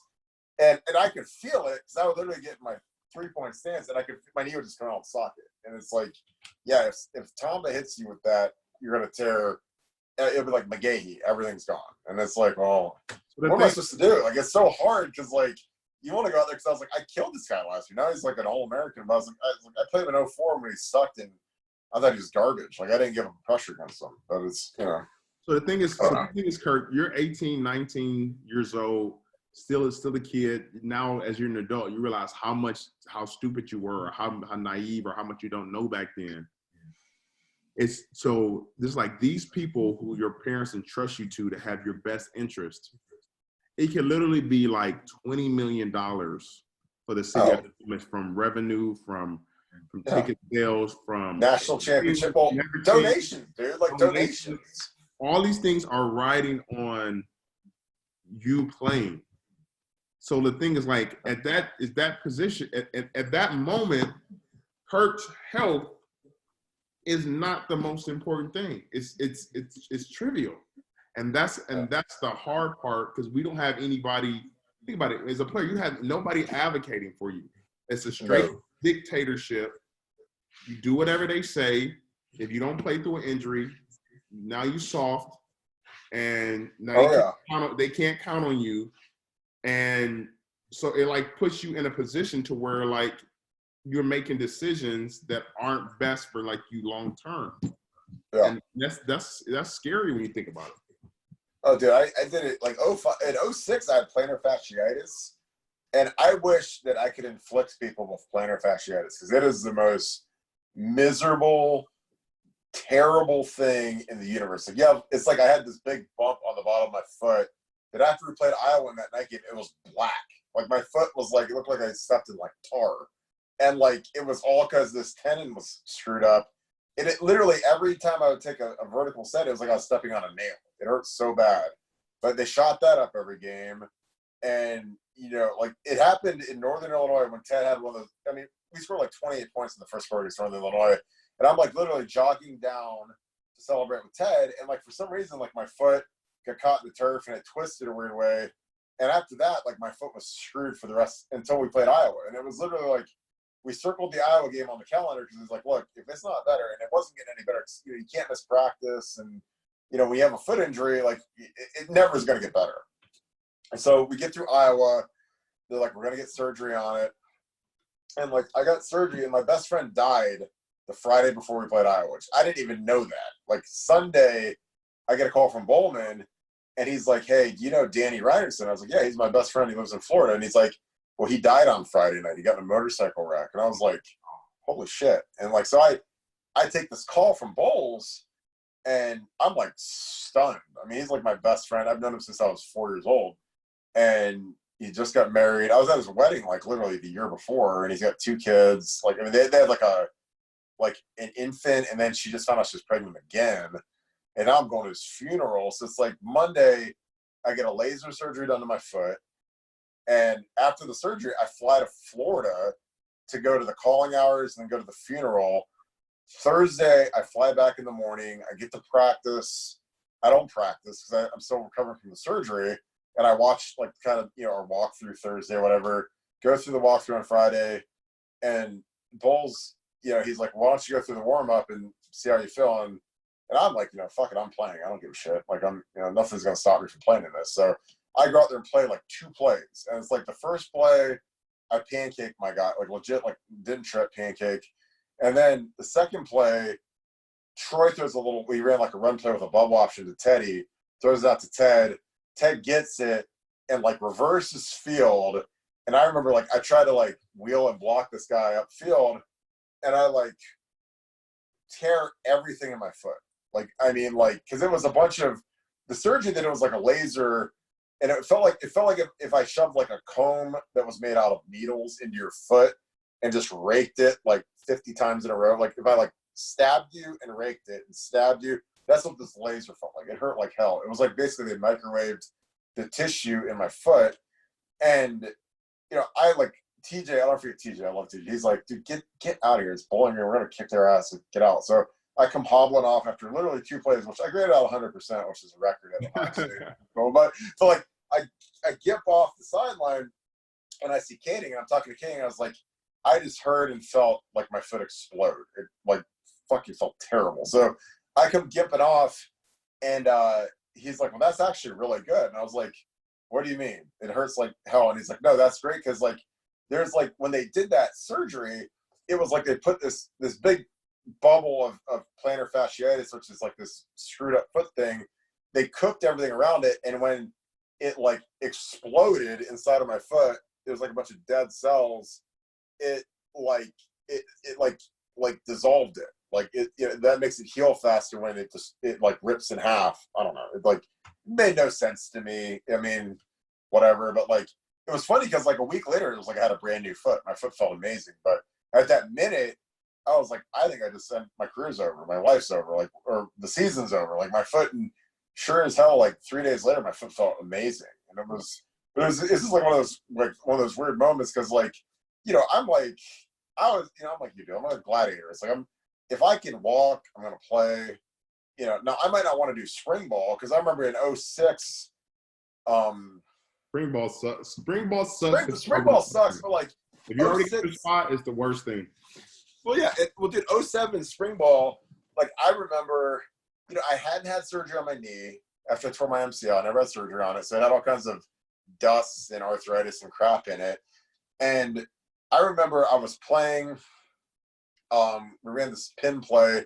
Jake Ballard picked up your boy Boogie, threw him into my knee, and my knee like did this thing, and I like gimped off, and I'm like, God damn, my knee's killing me. And I like was laying in bed, my girlfriend at the time, and I'm like flexing my knee, and I'm like, God damn, this is like it was like a knife in my knee. I was like, I don't know what's wrong with my knee, but it's killing me. So I go in and I tell these guys, like, look, I want an MRI on my knee. Like, I know I've started for 3 years, like I don't need spring ball, whatever. I mean, I know it's not a good thing to say as captain, but I'm like, look, I want my knee fixed. Like I've done enough for you guys. I've been a war horse. I've played injured. Like, so I want you, so they get me an MRI and they're like, well, there's nothing wrong with your knee. And I'm like, bullshit. I was like, when I flex my knee like this, it's like someone like stabbing me with like a box cutter. Like I was like, I'm not making that up to get out of spring ball. It's like my knee is killing me right now. So they open it up and there's all this crap in it, all this arthritis, all this dust, all this particles, and they clean all that. Then my knee ends up being amazing after that. But it was just funny because I was like, guys, I'm not making this up. Like my knee is killing me. Like, it's not, and we don't play till September, and I don't want to, go through spring ball.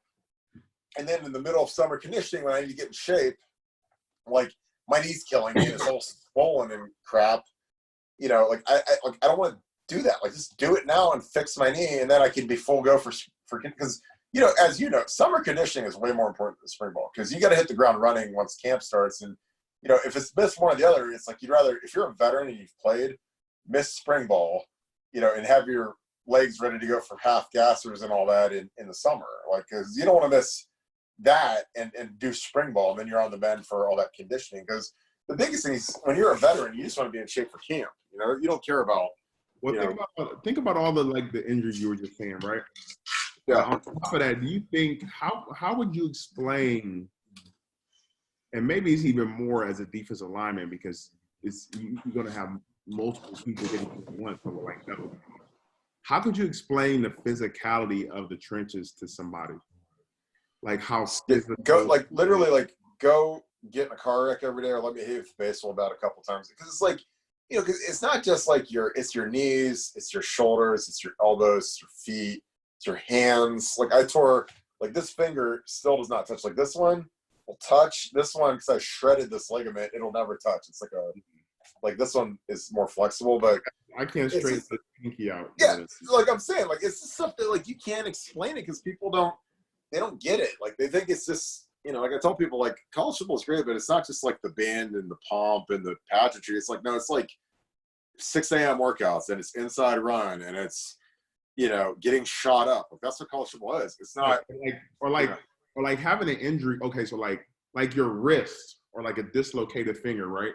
Oh, dude. Like having like a wrist that's jammed really bad, right? It's awful. But like. Every play, even though my wrist is jammed, I'm still going to have to take this jammed wrist and slam it into my chest. Yeah, and slam it into somebody. It's like, because everything in you is like when you hurt something, it's telling you not to do it. Yeah. Not to do it. Yeah, but it's like, it's the craziest thing. Like, it's the crazy thing like with like adrenaline. I remember when like this finger dislocated and it was pointing that way. But when I got up, after you played Indiana, I looked at my finger and it was the weirdest thing. It was dislocated, but I couldn't even feel it. Because your adrenaline's pumping so bad or you're bleeding, but you don't even know you're bleeding. And somebody, is that your blood or is that my blood? Like, whose blood is that? Yeah, like, where's that coming from? Yeah, but isn't it crazy? Dude, when I tore this tendon, I literally couldn't straighten my finger. Like, it was stuck like this. Like, I mean, this tendon is like whatever is like the little lever that lifts his finger up. It was stuck like this. So I literally had to like go to the sideline, tape this together, and it hurt like hell. I mean, it hurt like a knife had gone through my finger, and it was just stuck in there. And it was like every time I'd go to punch somebody, because I never buddy taped my fingers or anything, so it's like every time I would touch somebody, it would kill. It would just be like, and people are like, oh, it's just a finger. I'm like, dude, like, yeah, but when you punch it every single time, and the tendon's torn, and it can never heal, and you keep aggravating it, it hurts. You know, it's like if I go break your arm, you're like, oh, it's just an arm. But you know, I remember that. It's like breaking it every 30 segens for 2 hours. It is. Like, I mean, dude, because like, you know, it's like with your wrists, if you're a D lineman, your hands are everything. Like, I mean, your feet are great, but like you gotta like get hands, disengage, pass rush moves. You're getting punched by O linemen in your hands, and it sucks. Like, I mean, if you're an O lineman and your hands screwed up and you can't punch, you're basically dead. You know, because O line's all about hands and feet, and if you don't have your hands, you're screwed.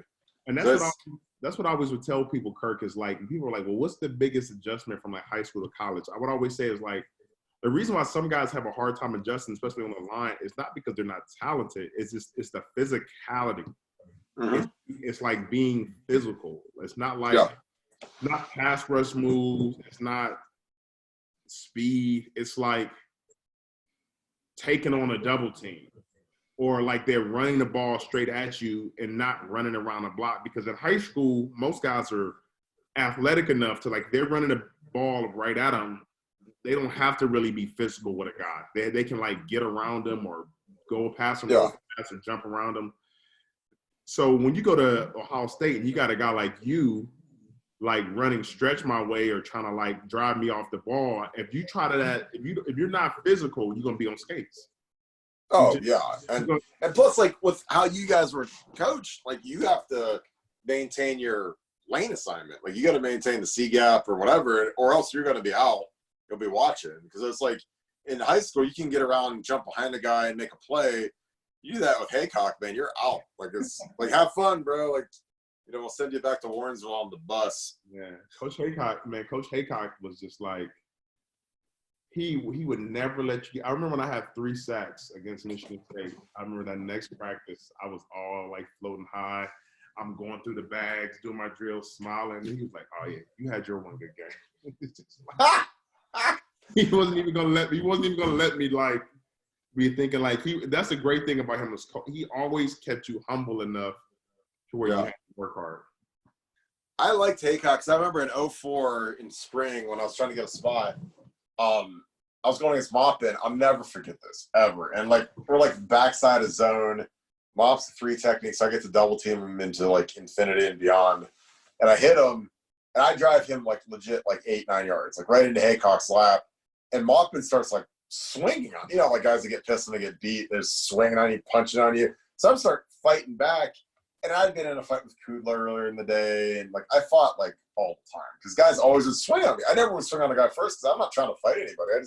The guys always swing on me. They get mad at me because, like you said, I finish blocks, which pisses guys off. But like Moppin, I'll never forget. I get in a fight with Moppin after I murdered him, and like Haycock goes to Bowles, and he's like, "Why is Barton such a fucking asshole?" And I'm sitting there, and I'm like, and Bowles comes over to me, and he's like, you know, Coach Haycock just came over and asked why you're always such a big asshole when we practice. And I'm like, I'm sitting there and I'm like, I didn't do anything except destroy his guy. And I'm like, dude, stick up for me. Like, I didn't do anything other than, like, I finished my block and I put him in, like, I killed Moppin. Like, I mean, Moppin, like, was just dead. And, like, I'm not saying that to gloat, but it was just like, so he was frustrated. You know how it is, like, when a guy gets banned, they get frustrated for swinging, whatever. And Haycock thought I was, like, being an asshole. And I'm like, dude, like, I finished my blocks, and like it wasn't anything dirty, but I remember Haycock came up to me. He's like, "What's your problem?" And I'm like, I killed your guy. Like I didn't do anything bad. Like I don't do anything that's dirty. Like I literally just I finished my blocks. I'm trying to win a spot. You know how it is when you're trying to win a spot. Like you're not gonna take a play off or go halfway. Like I was in a 3-way competition with Schaefer and TJ to start at right tackle, and it's like. And I'd missed the first week of spring ball because I was hurt. I'm like, dude, I got to make up for lost time. And it's like, I'll never forget that with Haycock because I remember he said that to me. And I'm like, dude, guys always want to fight me because they get mad at me. Like, in my freshman year, I got more fights than, like, anybody in history. Like, I was fighting Kudla every day, Marcel, like, every day. It was crazy. I never fought Will because I loved Will. D-Man had a bad hand. Like D-Man, when he had a bad hand, he's like, hey, bro, I love make it D-Man. look good for film. Like, I took care of those guys. Like, Will would destroy me, but I would never, like, come off the rock hard on Will because, like, I'm not trying to, like, be an idiot. I got to look good on film so they don't look like I'm being, like, dogging it. But, when D-Man had a bad hand, I wasn't going to come killing him like I'd kill, Maupin or Shion. This is different, I don't know. It's so funny. It's like It was good times, man. It's sometimes I always talk like my high school, we didn't really have a great program, man. And I always wonder like the transition for guys like Devin Jordan or from Mass. Yeah, guys come from Massillon or they come from. It had to be like because like, in my high school we didn't even have like periods or we didn't have like nothing like that. It was just we didn't have, like a practice schedule or was it at your high school? Oh yeah, we were like the Marines in my high school, man. My high school coach, he's still there. He's 72 and he's got like 500 wins. He's like, we were like Marine boot camp every day, dude. It was. He'd send us back in and we'd start practice over when we were almost done. Like. See, it was awful stuff. I had a hard time at first just with the pace of practice. Well, see, for me, it was funny because practice was way easier in college. Like, I got to Ohio State. I was like, that's it? Like, I was like. It was tough for me. In my high school, I feel like there was a lot of standing around because we didn't have a lot of guys. So everybody played both ways. So we didn't have enough to like. Oh, we did too. We had like 70 guys up, but we had 6 guys that played both ways. Like, it was just like we played the best guys the whole time. We had like 9 guys. Like, we had like everybody. So what I'm saying is like, we couldn't really get the most out of practice because also like who I'm not saying anybody bad about my high school, but it wasn't anybody like that I could really go against. No, absolutely. there were guys at the big. Yeah, one guy named Pete that was pretty good that would give me problems. But other than that, I don't really have, but to get into Ohio State and then like every drill is intense and then every rep is like if you don't if you don't bring it, you're out of there. Yeah, that's like it was my last couple of years, man. Because like I'm going against Vernon, and if I decide like to take the day off and practice, I'm gonna get killed. Like and that's real. It's like when you're going against Vernon every day, or you're going against Kudla, I can't screw around, or he's gonna embarrass me and make me look like an idiot. Especially Kudla. Like Kudla was the hardest guy I went against. Vernon Vernon didn't talk that much, right? Ever. I'd never forget when one day I was like knew I was messing up. Like we were playing against Penn State and Levi Brown or whatever they do name. He got me on skates a little bit. Yeah. Knocked the ball. And I'll never forget Vernon came up to me like, hey Dave, don't let him do it. Don't let him do that to you like that. And I was like, don't let him do it to you on the big board. Yeah. I'd have been like Vernon. Do you remember against NC State, Vernon, when Haycock tried to put you in the game and you said you had a headache and you didn't go in? That was the best ever. He's like, Coach, I got a headache. It's like we're playing NC State. It's like a war, and Haycock's like, hey, Vern, you ready to get next series? Like, oh, Coach, I got a headache. Like sitting there with his helmet on. I'm like, oh my god. I don't even know what kind of balls you have to tell Jim Haycock, hey, Coach, I don't want to play. Vernon got the last laugh. He got the last laugh. He got paid, baby. Yeah. He got paid, and as soon as that check cleared, he was like, all right, I'm out. See you guys. I don't need to get another sack the rest of my life, and he didn't. Good for him. Yeah, so what do you think? Well, I know that it may not be a season, but what do you think about the team for next year? I hope there's a season because we're going to be top 2. It's going to be us and Clemson. That's it. Bama's got a new QB. Bama's always going to be there. Bama's going to make the playoff, I'm sure. LSU's going to be way down.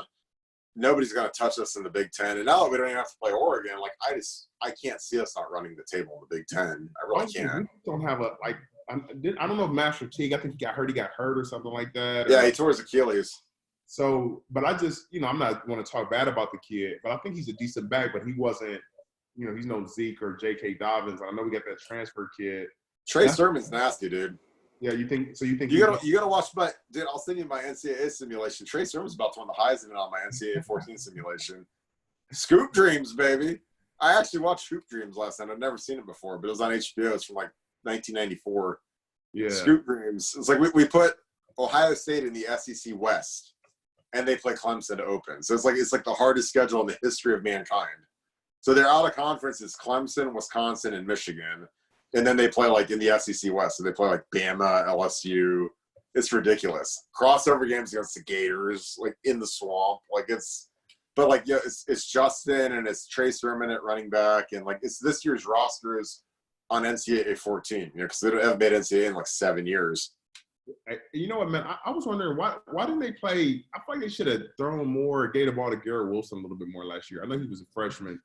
I don't know, man. He's a freak, dude. He'll be a slot guy this year. He'll probably get 100 catches. I mean, he's just so quick, athletic, and he plays the jump ball like he's a 6'5" guy. It's crazy. Yeah, he's a monster. Those kinds of guys don't make it to year 4. They're in the league getting paid. So, God bless his heart. Yeah, I don't know, man. I don't know, man. It's like the last 2 times we played Clemson, I was there the time that when we got shut out, and 2. It's picked just a good one. You know, and then Clemson, they've been a thorn outside. I mean, they're the reason why Braxton had to quit playing quarterback. Oh yeah. I don't understand. I don't know, man. Just they seem to have our number right now. They own us, dude. They own us. I mean, they've beaten us 3 times in a row in huge games, like in an Orange Bowl, and 2 games at the. If I could bulldoze that stadium, I would do it. After we lost to Florida, I was like, this is the worst stadium in the universe, the worst field. We actually beat Notre Dame there, but every other time we played there, we lost. It sucks. Yeah. I mean, that was the worst field of all time. Like, it was terrible. Terrible. So, but no, bro, well, I'll tell you what, man, we'll wrap this, but let's do this again, dude. I love talking to you because you're like, you got the memory like I do, where you remember like old school 15 years ago stuff. And like, I feel bad that I remember all that stuff. So I'm like, I must not have done anything the last 15 years of my life. I remember something from 05, or, you remember me screaming and hollering when I was getting shot up against Penn State. Like, yeah. Like it's people. I can't remember what I did yesterday, but I can remember all of that stuff, man. It just. Oh, you can remember Jim Haycock yelling at you and, some of the funny stuff we dealt with. But let's do it again, brother. It's great seeing you, my friend. You too, man. I wish you much success, man. I know you're don't say that, man. You're gonna be back. Yeah, we might be back next week. We might have our own show.